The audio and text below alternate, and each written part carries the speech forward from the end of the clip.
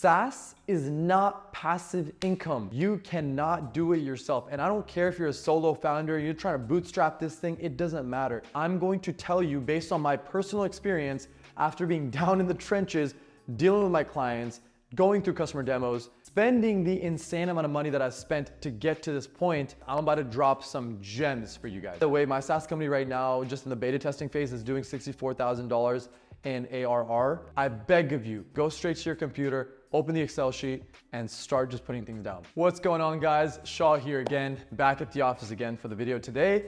And today we're gonna be talking about 4 things that I wish I knew before I started my SaaS company. I took some notes here. I wanna share the most important lessons that I learned so far in about a year and a half of starting my SaaS company. And so hopefully I'll launch you a year and a half forward in your journey if you're looking to start one, or if you're already starting one. I'm also gonna drop a lot of tips that you may not have come across just yet. By the end of this video, you'll have a list of actionable steps and things that you can check to make sure that you don't make the same mistakes that I made in my SaaS companies. I own a SaaS company in the automotive industry where we help manage communication between automotive shops and their customers. Now, one thing I wanna say real quick, if you don't have the motivation to sit through a video like this where I'm going to tell you based on my personal experience after being down in the trenches, dealing with my clients, going through customer demos, spending the insane amount of money that I've spent to get to this point, then honestly, I have a feeling you're not gonna make it in SaaS. Hopefully you do sit through the video and watch the rest of it because I'm about to drop some gems for you guys. My name is Shaw and this is day 4 of my 365 videos every single day. I'm gonna be posting every single day, so if you didn't already subscribe, go ahead and click that subscribe button. I'm gonna continue dropping knowledge on you guys, everything business related, specifically SaaS related. Hopefully I can help you guys take a step or two towards your future. So you might be asking, why should I care about what you have to say? I've been in business for about 10 years now, started when I was 21, and I've built 4 companies, of which last year collectively we did $9.5 million in gross revenue. We're looking at about a 20% increase. So I always say this, I'm not a business mogul, but hopefully that convinces you that what I'm about to say right now holds some value at least. So let's get right into it, guys. Point number 1. When I first started my SaaS company, I wish I knew how important it would be to budget. Guys, I cannot explain how many times I've been sat there and wished that I had looked into things a little bit deeper, because if I had, it would have saved me so much time, frustration, and money, right? And specifically money. Expenses will surprise you. They come from every nook and cranny, whether it's software, and yes, you're starting a software company, you're gonna need software to run the software company. Whether it's those subscriptions, right? One subscription adds to another, and next thing you know, you are drowning in subscriptions, and I promise you, those fees will eat you alive. So number 2, your team. I wish I had looked a little bit more into what it actually costs to pay a front-end developer, what it costs to pay a back-end developer, and last and not least by any means, marketing. Guys, marketing fees are absolutely insane. Now, one thing I want to say about marketing is people assume that Google Ads is a marketing strategy. I'm telling you right now, if you think Google Ads is a marketing strategy, you will fail at this game, because there are thousands of other companies in the industry that you're in. Whether they're making the same solution or not, it doesn't matter. They're in the industry, and whatever is being searched on Google or YouTube that should be popping up with your solution, most likely will end up popping up with theirs, just because they're spending more money on their Google Ads. So Google Ads is not a marketing strategy, guys. Marketing costs money. I'm gonna make another video where I talk fully about what my marketing strategy was when I first started my SaaS. If you guys want to see that, definitely comment down below, because I'll definitely love to talk about that. Another thing, plan for it to take way longer than you expect it to take. Guys, I thought I was going to build my SaaS in a matter of like 3.5 months, right? I can't even say that with a straight face. I thought I was gonna build it in like 3 months, max 6 months. We're about a year and a half in, and we're barely just launched our beta testing. And even that is going pretty well, but there's a lot of fixes that we need to make. There's a lot of little bugs that we need to work on, because when you're looking at things from a grand scale, it looks like it's done, but then when you really start zooming in and magnifying in on the little tiny details, you realize you still have a lot of work left. So I wished that I knew it would take me a lot longer than I expected, because I would have been able to budget a lot better. And that's why that ties back in to the point that I'm talking about right now, which is making sure that you actually write down, literally take an Excel sheet and write down your budget. All the software you expect to use, all the employees you expect to hire, put them in an Excel sheet, and then keep track. Put them in an Excel sheet, and then Multiply that times 12 because that's what your annual cost is gonna be to run this thing. Number 3, hire key people sooner. I cannot say this enough. You cannot do it yourself. And I don't care if you're a solo founder, you're trying to bootstrap this thing, it doesn't matter. I don't care if you are a mogul when it comes to marketing, if you're a mogul when it comes to development, if you're a mogul when it comes to sales, it doesn't matter because guess what? As much as you might know about those few things, you cannot multiply yourself. That just makes you a good CEO, right? That just makes you a good leader, someone who can delegate tasks to a team. So guys, hire key people sooner. And just to give you a little bit of insight on this, company called Segment, some of you guys may have heard of it, just made an exit. They sold to Twilio for $3.2 billion. They had 550 employees. Another one, MailChimp, all of you guys have probably heard of that one. $1.7 billion exit, acquired by Intuit. They had 1,200 employees. Drift, Vista Equity Partners acquired them for $1 billion. Guys, they had 400 employees. So this tells you right away the importance of delegating, right? Even if you're not necessarily looking to exit at that level, to grow at all from the ground up, you need to figure out who you're gonna hire and what position you're gonna put them in. I highly advise that you do that at the very beginning because it'll allow you to understand what it's gonna cost you to hire those people. So that completes point 1. I wish I knew how important it was to budget.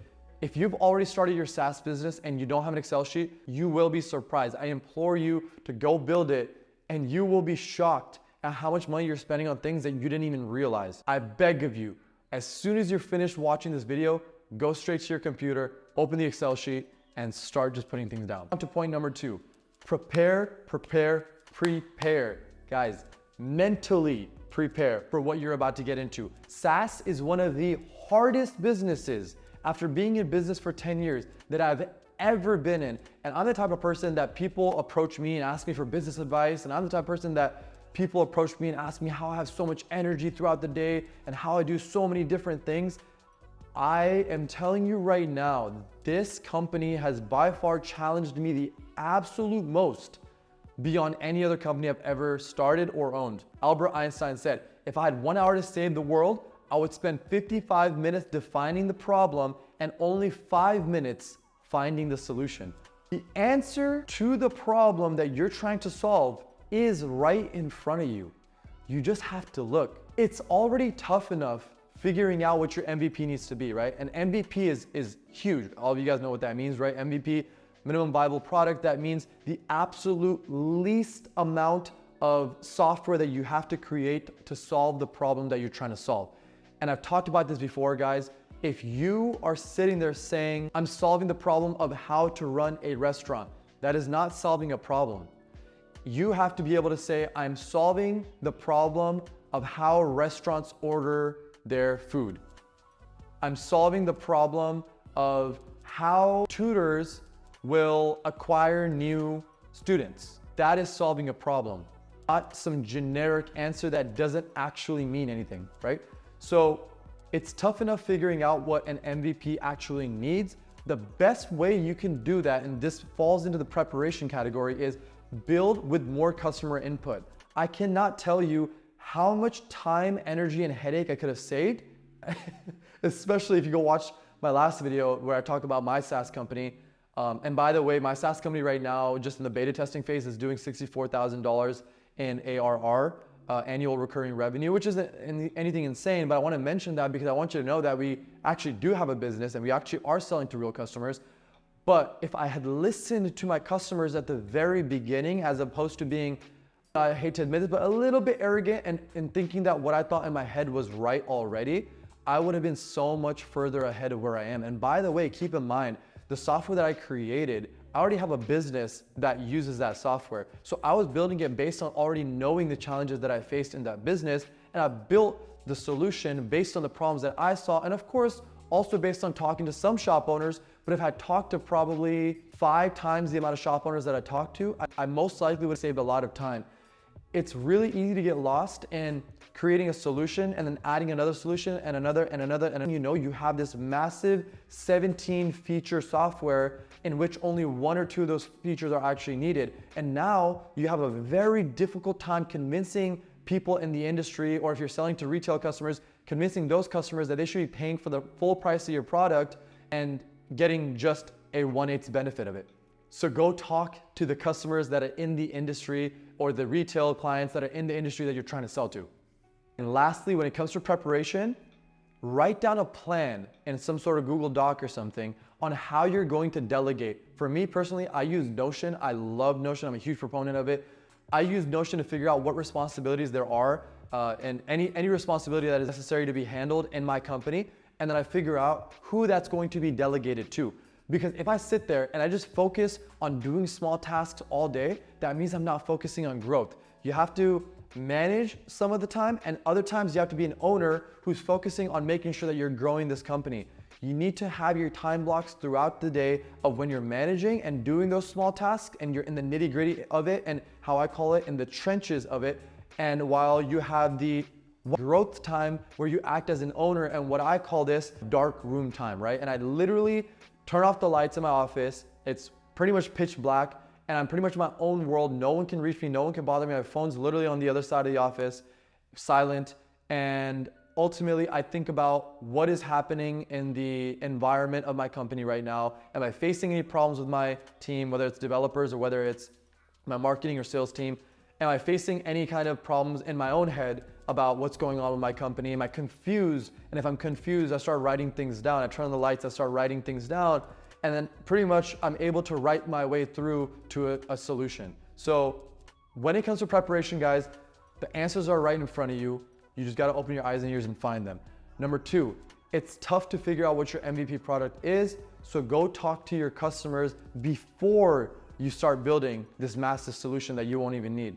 And number three, delegate as much as you can. And before you do that, go write down a plan on what responsibilities are most important in your SaaS company in order to ensure that you're giving those responsibilities to the right people. And now guys, moving on to point number three, and in my opinion, the biggest thing that I wish I would have focused on, and that is that there are a lot of myths about SaaS companies that I had to pretty much unlearn. Things that people talk about that they believe are true when it comes to running a SaaS company, which are absolutely the furthest from the truth. Number one, build it and they will come.